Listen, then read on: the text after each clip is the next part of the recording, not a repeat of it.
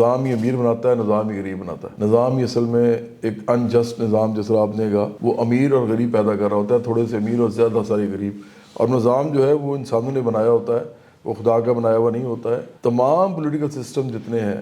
جو لکھے گئے ہیں، چاہے وہ کانسٹیٹیوشن میں لکھے گئے ہیں، چاہے وہ رولز اینڈ لاز میں لکھے گئے ہیں، لیجسلیشن میں لکھے گئے ہیں، اس کے علاوہ جو جتنے بھی ہمارے ایڈمنسٹریٹو معاملات ہوتے ہیں، جیسے پولیس ہے، بیوروکریسی ہے، ان کے اپنے رولز اینڈ ریگولیشنز ہیں، وہ جو لکھی گئی ہیں وہ سب انسانوں نے لکھی ہیں، سب کی سب۔ تو خدا کا نظام تو یہ شروع سے ہی نہیں ہے، انسانوں کا لکھا ہوا نظام ہے، اور جیسا نظام آپ لکھتے ہیں ویسا ہی وہ امپلیمنٹ ہوتا ہے۔ اور امپلیمنٹ کرنے والے کون ہوتے ہیں؟ جو اس نظام کے محافظ ہوتے ہیں، وہ رولنگ کلاس ہوتی ہے۔ اور زیادہ تر جو کیپٹلزم میں رولنگ کلاس ملتی ہے وہ وہی ہے جو کہ جن کے پاس پیسہ ہے، جن کے پاس طاقت ہے، اور جو پورے ملک کو چلاتے ہیں۔ سارے بچے ایک جیسے ہوتے ہیں، کوئی فرق نہیں ہوتا، غریب اور امیر کا بچے میں کوئی فرق نہیں ہوتا۔ فرق پڑتا ہے صرف اس بات پہ کہ وہ جہاں پیدا ہوا ہے، جس کے گھر پیدا ہوا ہے، وہ بیچارہ اس نظام میں اس کی حیثیت کیا تھی، اور اس کو نظام نے فائدہ دیا بعد میں یا نقصان دیا۔ اس سے امیر اور غریب پیدا ہوتے ہیں، ان کی نسلیں غریب رہتی ہیں یا نسلیں امیر رہتی ہیں، اور یہ ہم نے دیکھا ہے ہمارے سامنے۔ دوسری مثال میں یہ دیتا ہوں عام طور پہ کہ جب بارش برستی ہے، سن لائٹ ہے، سورج کی روشنی ہے، ہوا ہے، بہت سارے آپ کو اس طرح کی چیزیں ملیں گی دنیا میں آپ کے ارد گرد ہیں، اور آپ کو پتا ہے کہ انسان نے نہیں بنائی، وہ نیچر کے اندر ہے، تو وہ سب کے لیے ہیں۔ بارش برستی ہے تو سب پہ برستی ہے، سورج کی روشنی پڑتی ہے تو سب پہ پڑتی ہے۔ کبھی ایسا دیکھا ہے کہ غریب کے گھر میں سورج کی روشنی تھوڑی سی کم پڑ رہی ہے اور امیر کے گھر میں تھوڑی زیادہ پڑ رہی ہے؟ کیونکہ اس کو زیادہ چاہیے، آخر خدا کا وہ بڑا قریب ہے، جس طرح یہ کہتے ہیں کہ وہ تو جو خدا کے بڑے قریب ہے، اس کا مطلب خدا نے اس میں بڑا کرم کیا۔ یہ بھی کرم اس طرح بھی ہونا چاہیے کہ اوپر سے جو چیزیں آ رہی ہیں، بارش بھی زیادہ برس رہی ہے، اگر وہ چاہے تو وہ کہے کہ اللہ میاں آج بارش نہیں کرنی، تو ہر جگہ ہو رہی ہے، اس کے گھر نہیں ہو رہی، اور اگر وہ چاہے تو کہے جی زیادہ کرنی ہے، میرا کھیت ہے وہ سیراب ہو جائے گا، تو وہ ادھر زیادہ پڑ جائے، باقیوں کے نہ پڑے۔ نیچر ہی بتا رہی ہے خود انسانوں کا جو اس کا نظام ہے تولید کا، اس کے بعد پھر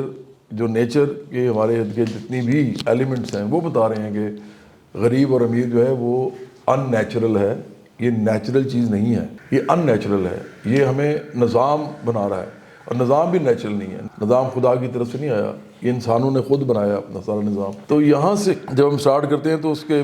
بعد یہ ساری چیزیں جتنی بھی ہمیں بتائی جاتی ہیں نا کہ ایسے ہوتا ہے اور ویسے ہوتا ہے اور ویسے ہوتا ہے، تو کویسچن جب بچہ کرتا ہے تو اس کو روک دیا جاتا ہے،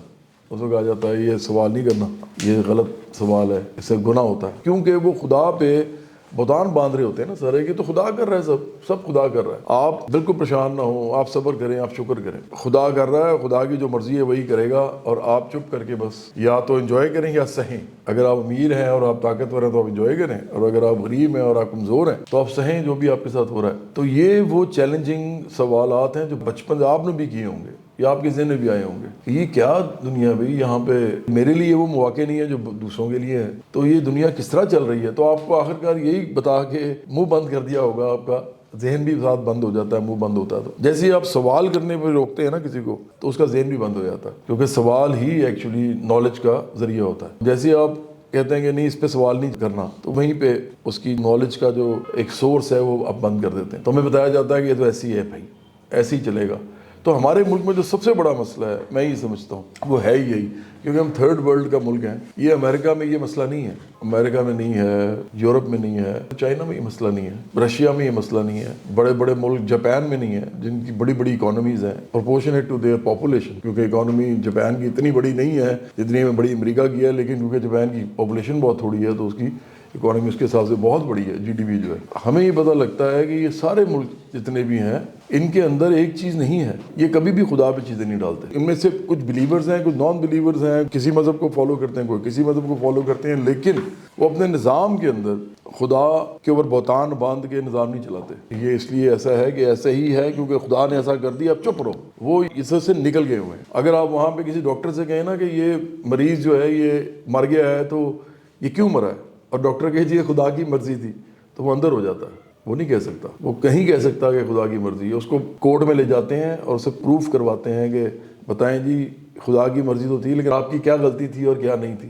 تو وہ بچ نہیں سکتا۔ وہاں پہ خدا کا عنصر ڈال کے لوگوں کو ان کا منہ نہیں بند کرا سکتے۔ ہمارے منہ میں پرابلم یہ سب سے بڑی یہی ہے، یہ تھرڈ ورلڈ میں، یہ انڈیا میں بھی ہے، یہ بنگلہ دیش میں بھی ہے، یہ ارد گرد جتنے بھی آپ کے ملک ہیں یہ سب کے اندر ہے کہ سب سے پہلے آپ کو روکا جاتا ہے اس بات پہ کہہ کے کہ یہ خدا نے کیا ہے، یہ خدا کا نظام ہے، یہ خدا چلا رہا ہے، آپ بس صبر کر لیں۔ اور میں پھر کہوں گا کہ صبر اور شکر جو ہے نا، یہ سٹرگل کے ساتھ ہوتا ہے۔ آپ سٹرگل کرتے ہیں، اس میں آپ کی راہ میں رکاوٹیں آتی ہیں، مشکلات آتی ہیں، تو آپ صبر بھی کرتے ہیں، آپ شکر بھی کرتے ہیں۔ یہ صرف سٹرگل کے ساتھ اس کا تعلق ہے۔ اس کا تعلق اس سے نہیں ہے کہ آپ کو کوئی مار رہا ہے اور آپ صبر کر رہے ہیں، آپ کے گھر سے کوئی آپ کے والد کو اٹھا کے لے گیا ہے اور آپ صبر کر رہے ہیں، پھر تو آپ ادھر صبر کریں نا، آپ پولیس اسٹیشن میں نہ جائیں۔ تو صبر و شکر کا بھی ہم نے غلط مطلب لے لیا ہوا ہے، بجائے کہ ہم لوگوں کو ریولوشنری بنائیں، انقلابی بنائیں، اصلاحات کرنے کے لیے ان کو آمادہ کریں اپنے سسٹم کے اندر، تاکہ لوگ بہتر زندگی گزار سکیں، ہم ان کی ذہن بند کر دیتے ہیں، ہم ان کو کہتے ہیں صبر کرو شکر کرو۔ میں تو یہی کہوں گا کہ یہ جو چھوٹا سا